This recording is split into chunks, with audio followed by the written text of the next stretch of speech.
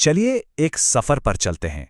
एक ऐसा सफर जो हमें ले जाएगा 6 करोड़ 60 लाख साल पीछे, उस एक दिन को देखने। वो एक दिन जिसने इस धरती का नक्शा हमेशा के लिए बदल दिया। ये लाइन ना उस जमाने की पूरी तस्वीर खींच देती है। एक ऐसी दुनिया जो अपनी ताकत के शिखर पर थी, लेकिन खूंखार भी थी। हम बात कर रहे हैं लेट क्रिटेशियस पीरियड की, मतलब डायनासोर के राज का वो आखिरी दौर, जब जिंदगी अपने पूरे शबाब पर थी। तो सवाल ये है कि उस भयानक टक्कर से ठीक पहले हमारी ये दुनिया आखिर दिखती कैसी थी। आइए एक नजर डालते हैं उस हरे भरे ग्रह पर जो उस महाविनाश से पहले बड़े बड़े विशालकाय जीवों से आबाद था। जमीन पर हर तरफ जिंदगी थी। ट्राइसेराटॉप्स जैसे बड़े बड़े शाकाहारी जानवर झुंड के झुंड घूमते थे। सोचिए, एक ऐसा सूरज जिसके नीचे कभी सर्दी होती ही नहीं थी, और चारों तरफ हरे भरे जंगल फैले हुए थे। ये एक परफेक्ट बैलेंस था। प्रकृति अपनी पूरी ताकत में थी। और अगर जमीन से नजर उठाकर आसमान की तरफ देखें तो वहां भी इन्हीं का राज था। बड़े बड़े टेरेसौर ऐसे लगते थे मानो कोई जहाज हवा को चीरते हुए उड़ रहा हो। पूरी तरह से हवा के बादशाह थे वो। और फिर जमीन पर था वो एक जिसका कोई मुकाबला नहीं था, सबका राजा, टायरेनोसॉरस रेक्स। मतलब 2 टन का चलता फिरता पहाड़, सिर्फ मांसपेशियां, नुकीले पंजे और खतरनाक दांत। वो इस दुनिया का बेताज बादशाह था। लेकिन इस सबसे बेखबर, इस हंसती खेलती दुनिया को नहीं पता था कि अंतरिक्ष के अंधेरों से एक खामोश मौत, एक तबाही बिना कोई आवाज किए सीधे उसी की तरफ बढ़ रही थी। और सबसे हैरान करने वाली बात जानते हैं क्या है? ये कोई अचानक हुई घटना नहीं थी। ये तो एक बहुत लंबा सफर था। एक चट्टान का टुकड़ा जो लाखों साल पहले ही अपनी मंजिल यानी धरती की ओर चल पड़ा था। ये एक ऐसी टक्कर थी जिसे टाला नहीं जा सकता था, किस्मत में लिखा था। और अब हम पहुंचते हैं उस आखिरी दिन पर। कहानी में अब असली टेंशन शुरू होती है। अब हम बात करेंगे टक्कर से ठीक पहले के उन आखिरी कुछ मिनटों की, जब वो आसमान से मौत का गोला आग बरसाता हुआ धरती के वायुमंडल में दाखिल हो रहा था। एक पल के लिए सोचकर देखिए, जमीन से यह नजारा कैसा दिखा होगा। आसमान में अचानक एक और सूरज उगाया हो, एक आग का गोला जो हर गुजरते पल के साथ बड़ा और बड़ा होता जा रहा था, और यह सीधा युकातान प्रायद्वीप की तरफ बढ़ रहा था। और फिर टक्कर से ठीक पहले के वो आखिरी कुछ सेकंड, सब कुछ बदल गया। आसमान का रंग अजीब हो गया, पक्षियों ने चहचहाना बंद कर दिया, जानवर जहां थे वहीं पत्थर बन गए, एकदम सन्नाटा।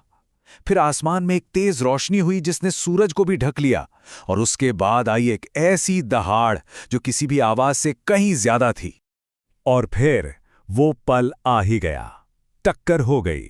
अब जो आंकड़े सामने आएंगे वो दिमाग को सुन्न कर देने वाले हैं। ये उस तबाही का असली पैमाना है जिसे शायद हम पूरी तरह कभी समझ भी नहीं पाएंगे। रफ्तार देखिए, 70,000 किलोमीटर प्रति घंटा। अंदाजा लगाइए, ये एक बंदूक की गोली से भी 20 गुना ज्यादा तेज है। इतनी जबरदस्त स्पीड से जब कोई चीज टकराएगी तो क्या होगा, इसकी बस कल्पना ही की जा सकती है। और इस टक्कर से जो एनर्जी निकली वो थी 100 मिलियन मेगाटन।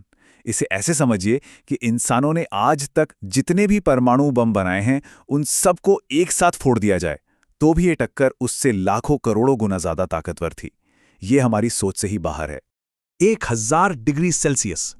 टक्कर के फौरन बाद धरती की सतह का तापमान इतना हो गया, मतलब एक झटके में पूरी धरती एक जलती हुई भट्टी बन गई, हवा में ही आग लग गई। और तबाही यहीं नहीं रुकी, ये तो बस शुरुआत थी। सबसे पहले एक शॉकवेव चली जिसने हजारों किलोमीटर तक सब कुछ जलाकर राख कर दिया। फिर समंदर में 1 किलोमीटर से भी ऊंची सुनामी उठी। आसमान से आग के गोले बरसने लगे पूरी दुनिया में, और देखते ही देखते दिन काली रात में बदल गया। सिर्फ जलती हुई दुनिया की रोशनी थी। तो आग का दौर तो खत्म हुआ, लेकिन असली कयामत तो अब आनी थी। अब कहानी उस अंधेरे और सर्द दौर में जाती है जो असल में उस महाविनाश की वजह बना, एक धीमी और दर्दनाक मौत। ये 2 तस्वीरें देखिए, टक्कर से पहले की दुनिया और टक्कर के बाद की दुनिया। एक तरफ नीला आसमान, हरे भरे जंगल और जिंदगी से भरपूर एक दुनिया, और दूसरी तरफ राख से भरा आसमान जहां सूरज की रोशनी तक नहीं पहुंच सकती, जहां जिंदगी का नामो निशान मिट चुका था। इसे कहते हैं इम्पैक्ट विंटर, मतलब टक्कर से उठी धूल और राख ने सूरज को पूरी तरह से ढक लिया। और यही यही थी असली वजह उस महाविनाश की। जब सूरज की रोशनी ही नहीं होगी तो पौधे मर जाएंगे, और जब पौधे मर जाएंगे तो पूरी फूड चेन ढह जाएगी। सबसे बड़ा हत्यारा वो टक्कर नहीं, बल्कि उसके बाद आया ये अंधेरा था। और इसी अंधेरे में दुनिया के सबसे बड़े और ताकतवर जीव ट्राइसेरेटॉप्स से लेकर खुद टी रेक्स तक एक एक करके खत्म हो गए। वो टक्कर में नहीं मरे, वो इस नई ठंडी और भूखी दुनिया में तड़प तड़प कर मरे, जहां उनके लिए कुछ भी नहीं बचा था। लेकिन कहते हैं ना, हर अंत एक नई शुरुआत होती है। तो चलिए अब इस निराशा से निकलकर उम्मीद की तरफ बढ़ते हैं, क्योंकि इस भयानक तबाही के बाद भी एक नई सुबह हुई। तो क्या ये धरती पर जिंदगी का अंत था? सब कुछ खत्म हो गया? नहीं, कहानी अब एक नया मोड़ लेती है। एक ऐसी कहानी जो हमें बताती है कि जिंदगी कितनी जिद्दी और लचीली हो सकती है। धीरे धीरे, बहुत धीरे धीरे जिंदगी ने वापस लौटना शुरू किया। बारिश ने जमीन से राख को धोया।